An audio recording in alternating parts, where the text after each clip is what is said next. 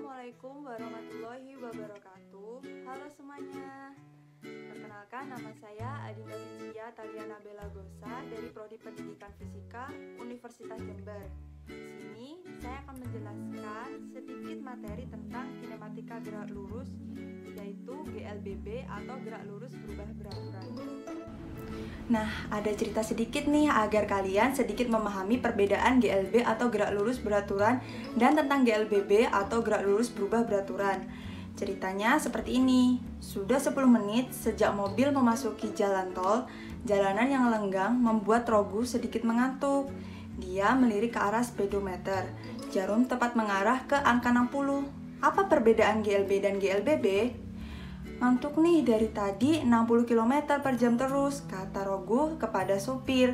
Si supir melirik ke sebelah kiri, menatap wajah Rogu yang menguap. Abisnya enak, jalanannya kosong gini. Iya, tapi jalanannya lurus doang, gak seru. Kamu mau tahu yang seru? Tanya supir. Rogu mengangguk. Supir kemudian menjelaskan kalau peristiwa yang sedang menimpa mereka termasuk ke dalam gerak lurus beraturan atau GLB dalam fisika. Maksudnya GLB itu karena mobil ini bergerak dalam kecepatan tetap di jalan yang lurus ya. Si supir mengangguk mantap. Tepat, beda kalau saya naikkan kecepatannya perlahan-lahan. Dalam waktu yang konstan, misalnya setiap 5 menit saya naikkan menjadi 5 km per jam, maka gerakannya berubah jadi gerak lurus berubah beraturan atau biasa disebut GLBB. Dari perjalanan Rogu di tol tadi, mungkin kita sedikit mendapat gambaran tentang perbedaan antara GLB dan GLBB. Kalau begitu, sekarang kita bahas satu persatu yuk. Secara definisi, gerak lurus berubah beraturan atau GLBB didefinisikan sebagai gerak suatu benda yang lintasannya berupa garis lurus dengan percepatan tetap.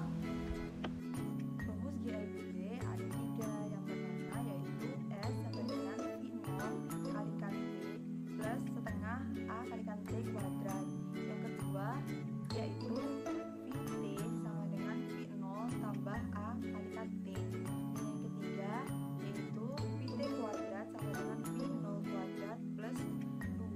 Kalikan A kalikan S. Dengan keterangannya yaitu yang pertama VT yaitu kecepatan akhir dengan satuan meter per sekon. Yang kedua yaitu V0 yaitu kecepatan awal dengan satuan meter per sekon. A dengan percepatan yaitu satuannya dengan meter per sekon kuadrat. T sama dengan waktu, satuannya sekon. Lalu S sama dengan jarak, satuannya meter. Macam-macam gerak lurus berubah beraturan atau GLBB. Yang pertama ada gerak lurus berubah beraturan dipercepat. Contohnya gerak benda yang jatuh bebas. Gerak jatuh bebas mengalami percepatan oleh gravitasi sehingga kecepatannya semakin besar. Yang kedua yaitu gerak lurus berubah beraturan diperlambat. Contohnya gerak benda yang kita lempar vertikal ke atas, gerak vertikal ke atas mengalami perlambatan oleh gravitasi, karena itu kecepatannya semakin kecil. Nah, terdapat 2 gambar yang ada di samping, yaitu yang pertama ada sebuah pohon, kemudian buah tersebut jatuh ke bawah. Nah, itu contoh dari GLBB dipercepat. Kemudian gambar kedua ada seorang anak yang melempar sebuah benda ke atas. Itu contoh dari GLBB diperlambat. Yang selanjutnya yaitu ada hasil ketikan ticker timer pada percobaan GLBB. Ticker timer atau pewaktu ketik adalah suatu alat terdiri atas troli atau kereta dinamik, papan luncur, dan pipa kertas yang dilengkapi pemukul getar dengan frekuensi listrik PLN 50 Hz atau dengan kata lain mampu menghasilkan 50 ketikan dalam 1 detik. Ticker timer dapat memberikan ketukan pada pita dengan frekuensi yang tetap sehingga meninggalkan jejak pada pita. Ticker timer berfungsi untuk mengukur interval waktu.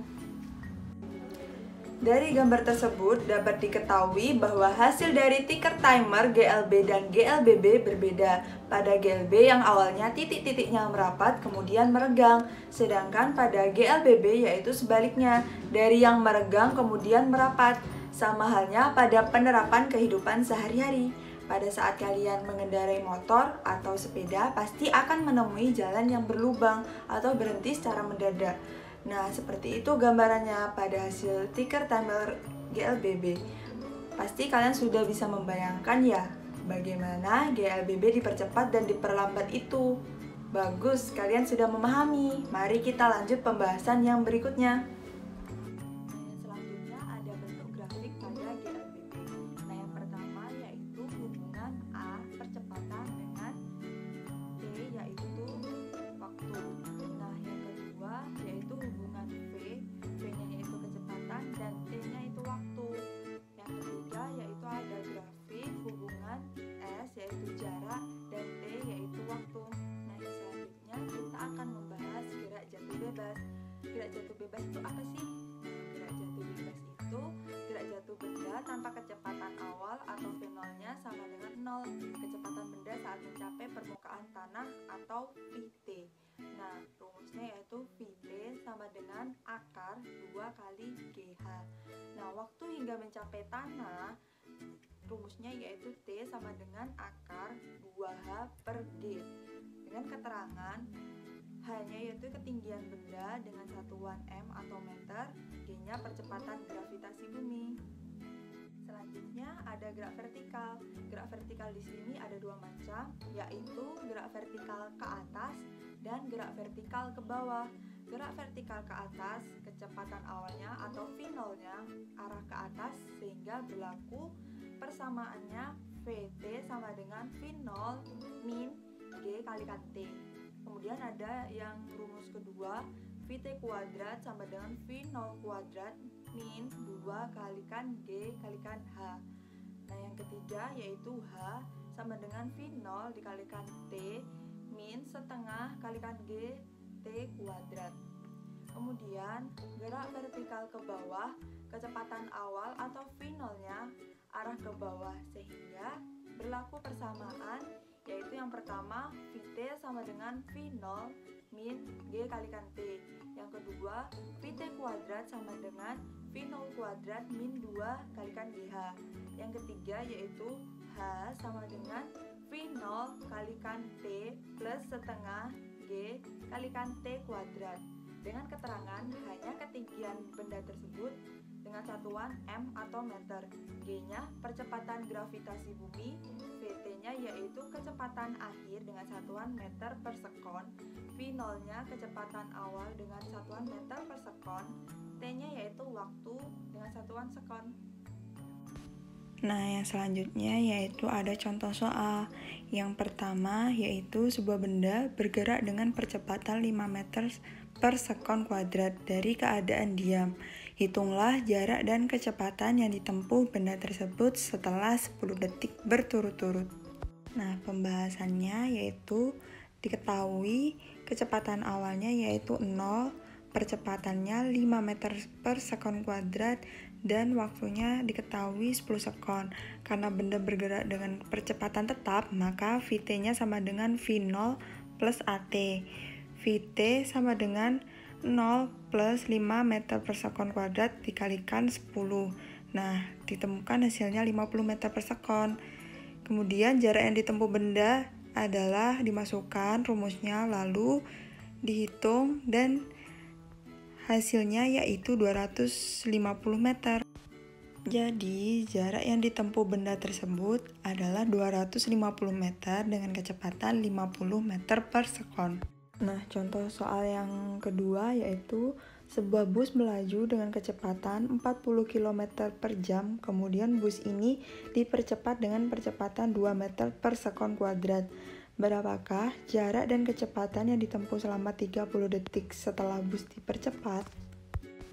Nah, dari soal tersebut diketahui kecepatan awalnya 40 meter per sekon, percepatannya 2 meter per sekon kuadrat, dan waktunya 30 sekon. Kemudian masukkan rumus kecepatan, V sama dengan V0 plus A kalikan T. Nah, kemudian hasilnya yaitu 100 meter per sekon. Nah, untuk mencari jarak dimasukkan rumusnya S sama dengan V0 kalikan T plus setengah AT kuadrat. Kemudian dimasukkan angka-angkanya. Nah, didapat S-nya yaitu 2100 meter. Jadi, selama 30 detik setelah bus dipercepat, jarak yang ditempuh bus tersebut adalah 2100 meter dengan kecepatan 100 meter per sekon. Jadi, kesimpulannya untuk video pembelajaran kita kali ini yaitu yang pertama, perbedaan dari GLB dan GLBB adalah kecepatannya. Pada GLB, kecepatan benda tetap atau tidak berubah. Nah, itu berarti percepatannya 0. Pada kecepatan benda di GLBB selalu berubah, tapi dalam keadaan teratur sehingga timbul percepatan. Kemudian yang kedua, macam-macam GLBB ada dua, yaitu GLBB dipercepat dan diperlambat. Kemudian yang ketiga, yaitu GLBB dalam kehidupan sehari-hari dapat diterapkan pada buah kelapa yang jatuh dari pohonnya, bersepeda di jalan yang menanjak atau menurun, kemudian ada bola yang dilempar ke atas, kemudian mengegas dan mengerem kendaraan. Nah, demikian kesimpulan video pembelajaran kita hari ini. Semoga bermanfaat. Jangan lupa terus belajar dan semangat ya semuanya. Wassalamualaikum warahmatullahi wabarakatuh.